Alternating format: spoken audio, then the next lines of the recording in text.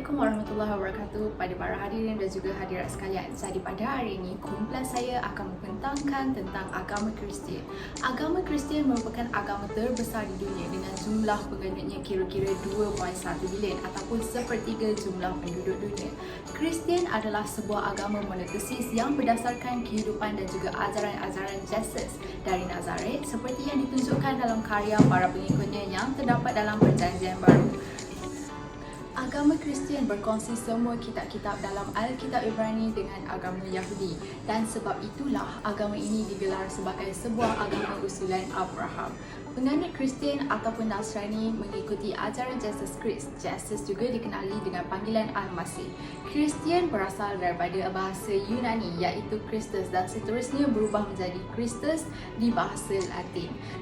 Kristus ialah terjemahan daripada bahasa Ibrani iaitu Masiah yang kemudiannya lebih dikenali dalam kalangan penganut Kristian dengan sebutan Mesiah. Al-Quran telah menyebutkan bahawa agama Kristian sebagai Nasrani yang berasal daripada perkataan Nasirah iaitu sebuah tempat kelahiran Nabi Isa.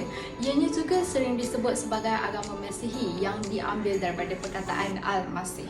Nama Kristian telah digunakan sejak beberapa tahun lamanya setelah sepeninggalan Nabi Isa iaitu ketika agama ini diisytiharkan keluar dari negeri Yahudi iaitu Israel dengan menjadikan bahasa Yunani sebagai bahasa asas agama ini.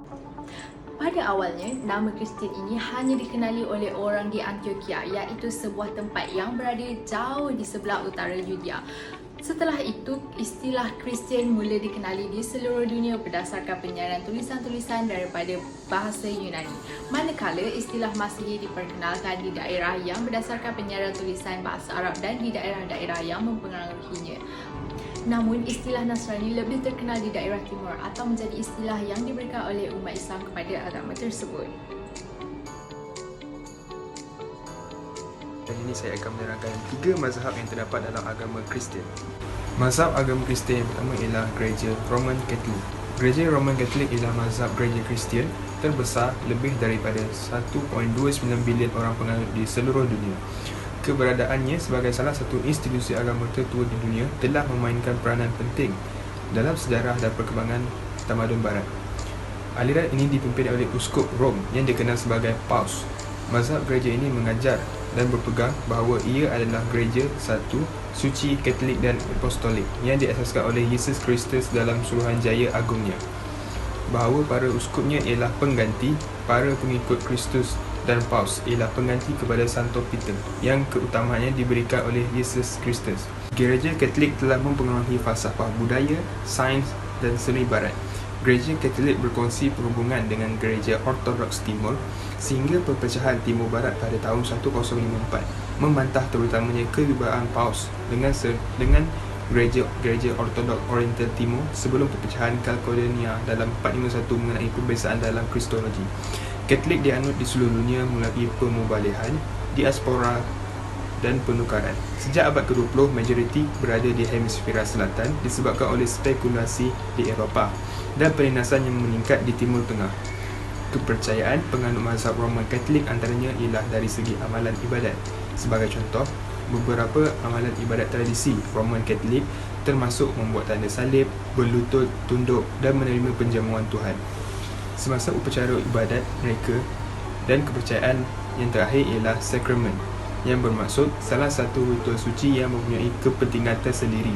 Sebagai contoh, pembaptisan, pengesahan, penjamuan Tuhan, rekonsiliasi, pengurapan sakit, pengakuan dosa dan juga pernikahan suci.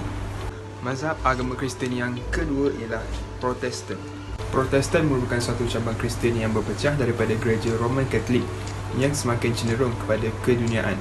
Dalam satu siri gerakan yang tercetus pada kurun ke-16 di Eropah yang dikenali sebagai Gerakan Reformasi. Anggaran terkini menganggarkan jumlah umat Protestan di seluruh dunia telah mencecah 800 juta orang. Nama agama ini berasal dari perkataan Inggeris iaitu protest yang bermaksud membangkang. Berdasarkan ekskatologi Protestan, sejak kemunculan pada abad ke-16, mazhab Protestan terdiri daripada bermacam-macam kelompok jemaah dan amalan ibadat. Selain Lutheran dan Calvinisme sebagai dua mazhab utama daripada gerakan reformasi Protestan, terdapat juga mazhab Anglikan yang muncul dari gerakan reformasi Inggeris.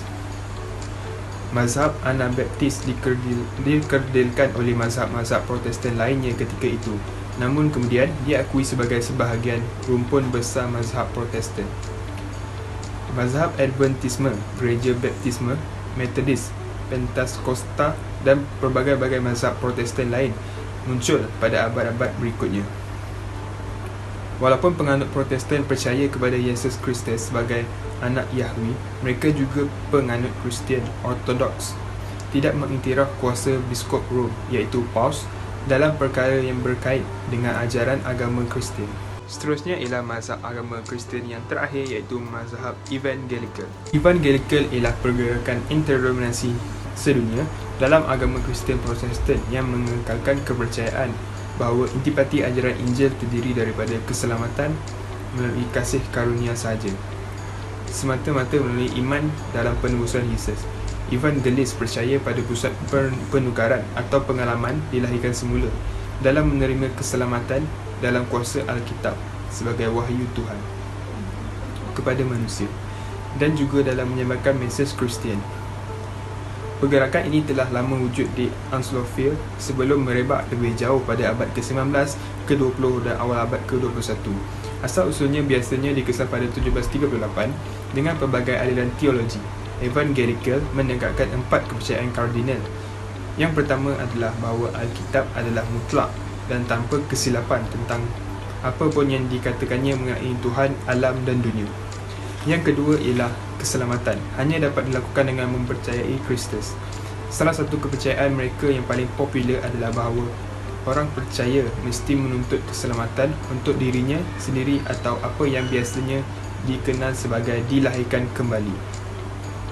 Kepercayaan keempat adalah penting kerana ia menyebarkan firman Tuhan melalui penginjilan. Setiap bangsa mahupun agama semestinya mempunyai perayaan yang akan diadakan pada hari-hari tertentu. Walau bagaimanapun, penganut agama Kristian meraihkan 3 perayaan yang terkenal pada era kini. Perayaan-perayaan ini akan disambut bersama-sama ahli keluarga bagi mengeratkan hubungan kekeluargaan. 3 perayaan yang akan diraihkan oleh penganut agama Kristian ialah Hari Christmas, Hari Easter atau dikenali sebagai Hari Paskah dan Hari Good Friday. Christmas akan disambut pada setiap 25 Disember. Hari Christmas ini disambut bagi mengingati kelahiran Jesus Christ iaitu Tuhan mereka. Hari Christmas juga dimeriahkan dengan hiasan pohon Christmas yang dipasang dengan lampu berwarna-warni dan pelbagai hiasan digantung. Bungkusan hadiah juga akan diletakkan di bawah pohon Christmas dan akan dibuka pada hari tersebut. Pada pagi hari Christmas, penganut Kristian akan mengunjungi gereja-gereja bagi upacara sembahyang. Penganut Kristian menyambut hari Christmas di gereja dengan beberapa cara, iaitu yang pertama adalah paparan lakonan semula kelahiran Jesus. Yang kedua ialah lingkaran kedatangan. Yang ketiga ialah pembacaan kitab dan yang terakhir ialah upacara penyanyian carol.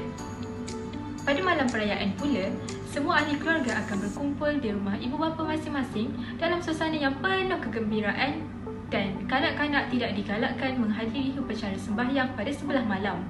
Sebaliknya, mereka disuruh untuk tidur kerana mengikut kepercayaan mereka, apabila tidur, Santa Claus akan datang membawa hadiah untuk anak-anak mereka. Akhir sekali, seperti yang kita tahu, terdapat beberapa sajian tradisi Christmas yang terkenal seperti ayam panggang Belanda, biskut-biskut Christmas dan puding Christmas.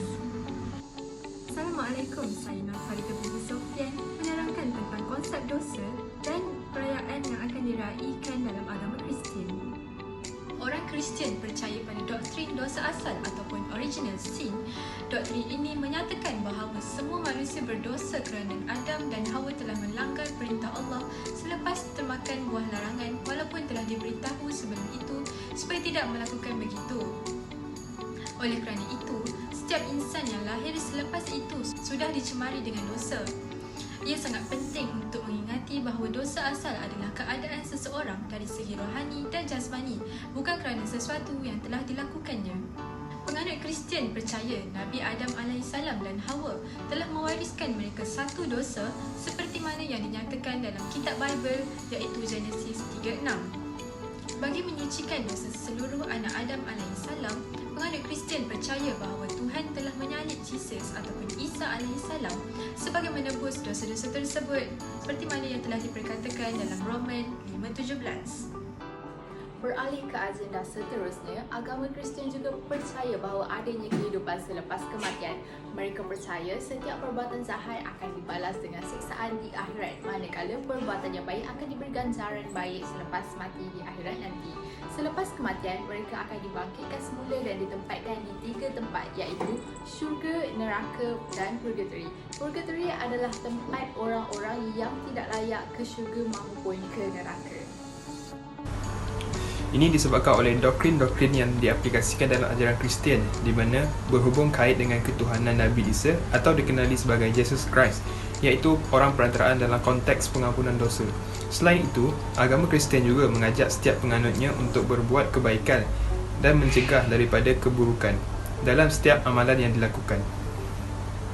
Di dalam ajaran Kristian juga terdapat penerapan nilai tersirat iaitu moral dalam setiap amalannya. Oleh itu, kita hendaklah menghormati setiap agama yang ada di muka bumi ini untuk kesejahteraan dan ketenteraman bersama. Itu sahaja daripada saya. Sekian, terima kasih.